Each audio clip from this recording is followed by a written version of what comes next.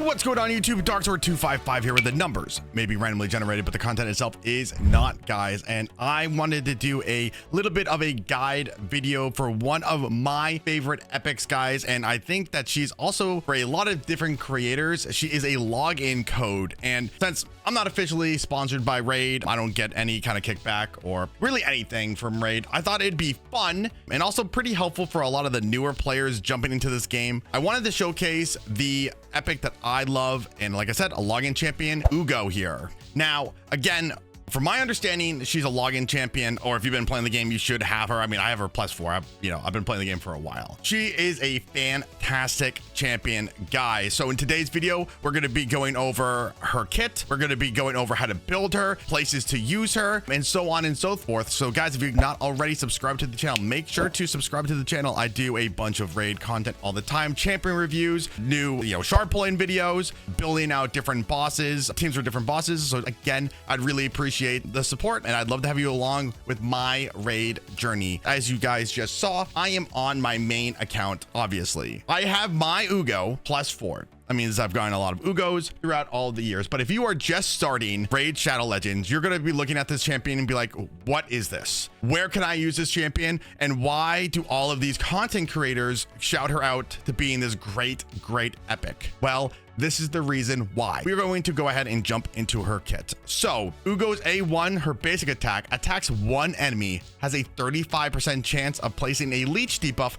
for 2 turns. This chance increases by 5% each ally alive. Leech debuff, basically, if Uggo is allowed to apply, she has a 35% chance plus 5, 10, 15, 20, 55% chance placing that leech. What leech does is a certain percentage of damage your allies do to the champion with leech, you lifesteal back. So her A1 puts this incredibly valuable debuff onto the enemy, especially if you're like a newer account and you're struggling to progress, or even just later game accounts. I used Uggo for a long time in my Hydra teams because of how useful she is. And that leech debuff can sometimes be the difference between like tens of millions of damage and just dying, and you have to restart the run. So an amazing debuff, single target debuff, but nonetheless her A1 puts down that leech. Her A2 attacks all enemies, has a 75% chance, bookable up to 100% chance of placing a 60% decreased debuff for 2 turns. Also has a 50% chance of placing a block buffs, booked out to 100% for 2 turns. The chance of placing the block buff is increased by 5% per each ally alive. Well, I'm sorry, I should rephrase. It's a 75% chance booked out, but if everybody's alive, you have basically 100%. So if you have, especially for Hydra, we have like a lot of members,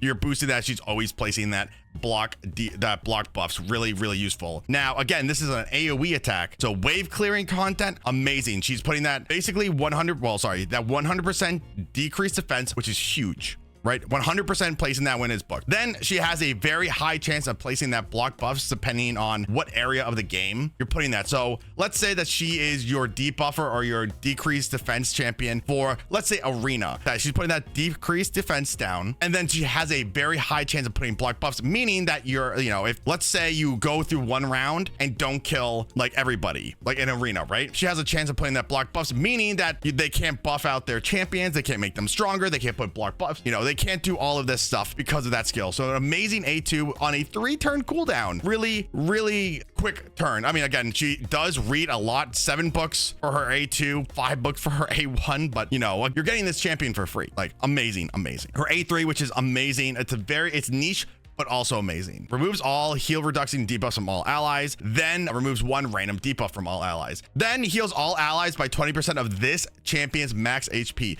If all allies are dead, revives them for 50% HP, then fills their turn meter by 50%. Amazing. So not only is her A3, it's healing, it's giving turn meter, but in a pinch, if your entire team but Uggo dies, she can revive the entire team, which is amazing. Early to mid game, that is an incredible skill. You don't have a lot of great healers at the start of the game. So having this champion at the start is incredible. You have, like I said, a very panic revive if all of your guys die but Uggo. you're going to be building her in a certain way to make her very, very tanky. So it's very, very nice. And her passive places a 30% speed buff and a block damage buff on this champion for 1 turn whenever the champion is the last surviving. So, like I said, if everybody on her team dies but her, she immediately does an increased speed and immediately puts a block damage buff, meaning that if you're in Arena, you're in Hydra, you're in Chimera, you're in wave clearing, and everybody on your team dies,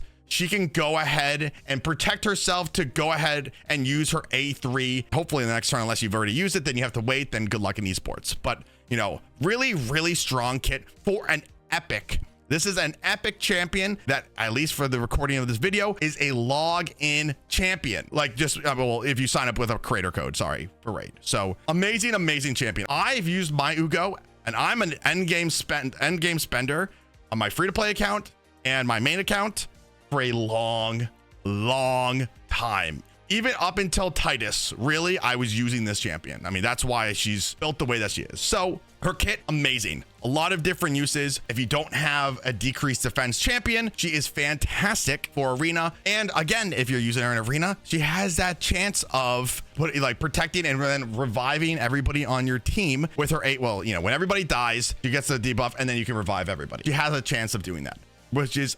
fantastic. Really, really awesome. Now let's talk about different blessings. There are a whole myriad of different blessings you can use on Uggo. I personally use Miracle Heal, has a chance of restoring a portion of any destroyed HP. Hydra and, you know, some other bosses destroy HP. So basically you have a chance to retrieve that lost HP that gets locked out. Just with this basic blessing, really, really, really strong. If you have like a high blessing, Cruelty is really, really good. Whenever this champion hits an enemy, decreases their defense until the end of the round. Occurs once per hit. So again, you have a high blessing, you are reducing the boss's damage by 40%, you know, champions by 40 and bosses by 20. Like, so really, really good 2 blessings to have on her. Again, I normally take Miracle Heal because I have a lot of other champions with Cruelty. But again, if you have a high blessing for her, Cruelty is a really, really solid option. I would go between those 2 if you really need help with your aura. Let's say you don't have enough speed, right? Commanding Presence is also very, very good. It's basically a budget intimidating presence, but you know, I'll go ahead and read it for you guys. Strengthens your team's aura if multiple champions have this skill at the time. Okay, he only does once. Okay, yeah. So basically, like, strengthens your team's aura. So basically, whatever your lead champion's aura is, it is strengthening that by this percentage. So those are some good blessings that you could put on her. Basically, you get blessings from opening up soul shards, and there's a chance of getting a blessing, the unlock an awakening for this champion. That's what I would recommend. Now, there's so many different relics that you can use on Uggo. If you're in a beginner account, you're really not going to have a lot of relics. You're just not, because you have to do Chimera. Chimera is a little bit hard. You will slowly build up the relics that you have. So I'm going to give you guys some, like, epic is probably going to be a little bit of a stretch, but, you know, I'm going to give you guys a couple different use cases. So golden elixir, amazing. Where is healed instantly by 10% whenever their HP is dropped by 50. I'm kind of blocking the text right here. Golden elixir is great, and you can, you know, make this heal stronger. So golden elixir is great. There's also journal, the journal, aka book. Where is healing? We just talked about it with her A3. And turn meter increase effects. Well, the turn meter is not as important. The healing is important. So you will most likely get 1,000 of these books. So if you're a beginner account, this is a great option. If you start to move towards like the middle to end game account, you know, using some of these legendary relics like Azoth is really good. Or aspect. I don't know why I read that so abysmally wrong. Gilded Dragonstone is also very good if you could do that, where its defense increases by 1% every time they receive damage, so they can get up to 10% damage reduction. Well, I guess 10% extra defense. Sorry. I really wouldn't be dumping like high-end relics on her. She really doesn't need anything, especially if you are a beginner account. You're really going to be caring more about stats than you're going to be caring about necessarily active items, active effects, right? But as you move into the middle to late game, it's so easy to get the stats that you want from all the gear that you've been farming, that gear sets are more important. Now, before I talk about how to gear her, because you can gear her in a whole slew of different ways. Thank you, Tournament. I know that I'm great. For masteries, there's 3 different ways that you can go with Uggo. So this particular Uggo that I have built, She is for extra damage. I just realized that I'm blocking it. That's kind of annoying. I don't want to move my camera. You can go with War Master. Great. You inflict extra damage on bosses. It's okay. So this is like if I needed to get like a little bit extra damage, let's say that I was doing Hydra and I'm doing the first Hydra, doing normal Hydra, and I'm just at the tip of getting the last chest. This would help me basically go over the edge to get that done. Number one. So that's one way to build her, doing a little bit of extra damage. More for the beginner accounts, you're going to want to gear her really with the extra accuracy. So you don't have to have crazy gear to get the accuracy to land your debuffs on like a lot of different bosses, or even in arena, right? So going down and getting Eagle Eye, fantastic. Obviously you absolutely want to go with Lore of Steel, just to help you with building your characters. Basically, it tips you over the edge for speed and certain, if you're using different sets, it's pretty good. If you could get all the stats for accuracy and you're really struggling on resistance, so how you progress in the game of Raid Shadow Legends, you do stats first. We don't care about anything but stats. From stats, we go to a little bit of damage, right? We want to be able to do damage with the stats. And then on top of that, we want to like min-max our teams, which is a lot of the time getting enough resistance to block certain areas of the game's debuffs. So if you have the stats that you can easily get for accuracy, going down the defense tree right here and ending up with Unshakable is a great option also. It's really, kind of where you want to be putting Uggo. Either you need the accuracy or you need the resistance. Those are three really good options for Uggo if you want to, like I said, go about like putting masteries on her. Now, moving towards the gear, there are 3 different ways that I have and you could book Uggo. Number 1, you could make her very fast with high accuracy. The goal of that would be to go first, place that, or I guess technically you'd be going second. You would have like your first turn meter speed up and then her go and then a nuker go, and for arena, for example. So you are going to have her with high speed and high accuracy. So she will 100% land that decreased defense and potentially that block buff. Now, that's one way to do it. Another way is, again, like I stated earlier, if you're just not having enough damage, you could have her high accuracy, high speed, and you could put her in crit damage, right? Not a great use case, in my opinion, for her, but you can do that. If you're trying to min-max, try to milk out the most amount of damage, it's a lot easier to get that speed, accuracy, and really resistance than it is for her to get a lot of like crit damage, right? I think that the crit damage and building her as like an attacker is not worth it. But those are the big stats that you want. Speed and accuracy are the 2 big ones. I would honestly say that the speed being even 200 speed would be better than if you have a choice between 200 speed and let's say 230 accuracy or 300 speed and 0 accuracy. You want to go with the lower speed and the higher accuracy. Again, she's not designed to necessarily go first, but the faster she goes, the more guaranteed you are always going to have that decrease of defense, as well as a buff strip and healing if your team needs it, right? So again, early game accounts, doesn't matter. We care about stats. We don't care about gear sets. Don't worry about the gear sets. Beginner to middle accounts, only stats. Again, you want to aim for, and this is a general blanket term, you want to aim for 200 speed, 230 accuracy. That is the blanket for almost all of content for raid. Those two stats are really important. 200 speed, 230 accuracy. If you could do that or get close to the speed, the accuracy is more important. Getting the 230 accuracy is more important than the 200 speed. Number 1.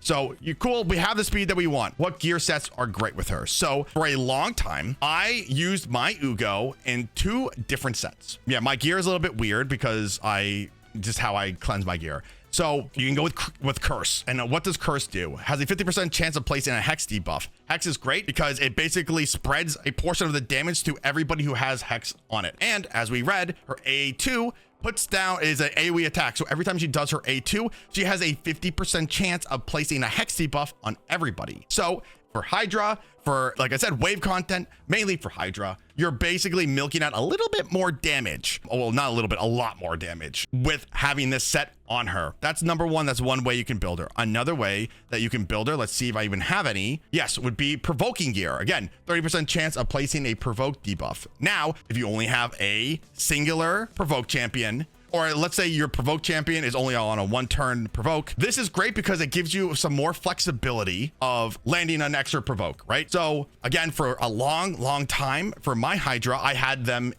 one of my Ugos in a provoke set because I didn't have enough champions. So I had her in a provoke and I'm like, hey, listen, that 30% chance is better than having a 0% chance. And I'll just go with it from there. So that's what I ended up doing. Provoke is amazing, like I said, or cursed. Now, if you want to be like super fancy, you could go with Relentless. 18% chance of getting an extra turn. Really good. So you're basically rotating through all of your skills, all of your abilities quickly. Mainly you want this set right here. If you care more about the healing and cleansing from her her A3, because you're going to be landing, you're going to be going ahead and landing this a lot if you're going to be having Relentless. You can put like her in other sets. Again, we want to figure out the best use cases for our Uggo here, right? We can, if we need to, put her in these nicer sets, but we really want these nicer sets for our best champions. And those are going to be our LEGGO/mythical champions. For the most part, for the meantime, if this is the best gear that you have to gear her out properly, then go ahead and use it. But you don't really want to aim to use the higher tier sets if you don't have to for her. I'm just going to do a quick little test here just to showcase how Uggo works. All right, guys, I'm just jumping quickly into a Hydra battle just so I can show you how really Uggo is going to work.